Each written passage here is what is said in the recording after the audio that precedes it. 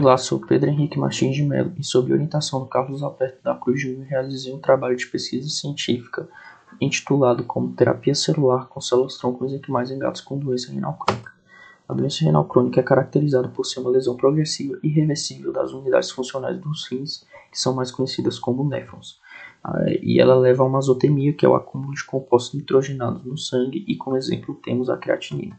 Ela é uma doença multifatorial e pode ser causada por distúrbios congênitos, familiares e adquiridos. Os principais sinais clínicos dessa doença é a perda de peso, o vômito e a diminuição do apetite. Ela pode ser classificada em 4 estágios de acordo com a concentração sérica de creatinina que vai ser medida em miligramas por decilitros. O estágio 1 vai ter uma concentração menor que 1,6 e não vai ter uma azotemia. O estágio 2 vai ter uma concentração de 1,6 a 2,8 e vai ter a presença de uma azotemia leve. O estágio 3 vai ter uma concentração de 2,9 a 5 e vai ter uma azotemia moderada. O estágio 4 vai ter uma concentração maior que 5 e vai ter uma azotemia grave.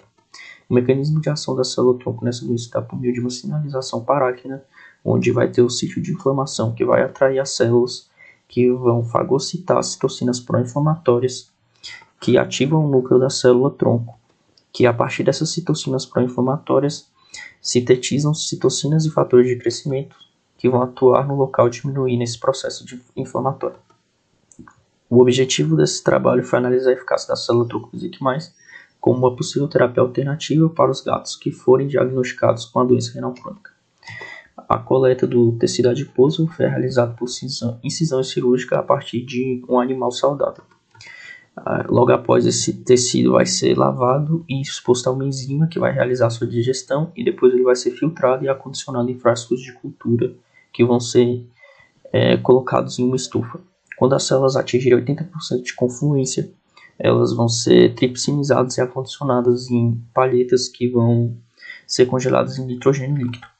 A Sociedade Internacional de Terapia Celular determinou que as células devem ter aderência ao plástico e devem expressar receptores de superfície como CD90, CD105, CD73, além de expressar fatores de transcrição intranucleares como SOX2 e o OCT 3.4. Todos esses foram testados. O preparo das células foi realizado de acordo com o protocolo do laboratório, que utilizou meios de lavagem e transporte específicos.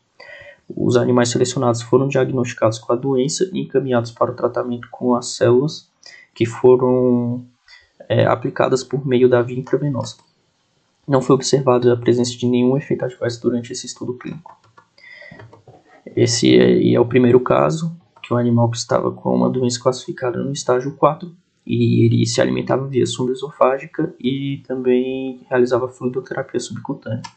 Nesse animal, optou-se pela realização de 3 aplicações com 6 milhões de células cada.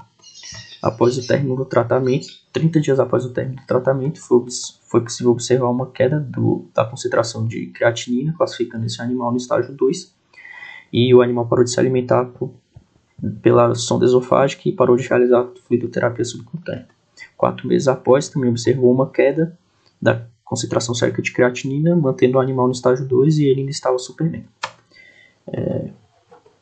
Esse animal foi encaminhado com uma concentração sérica de creatinina, classificando a doença no estágio 2, e nele optou-se por realizar 3 aplicações com 4 milhões de células cada.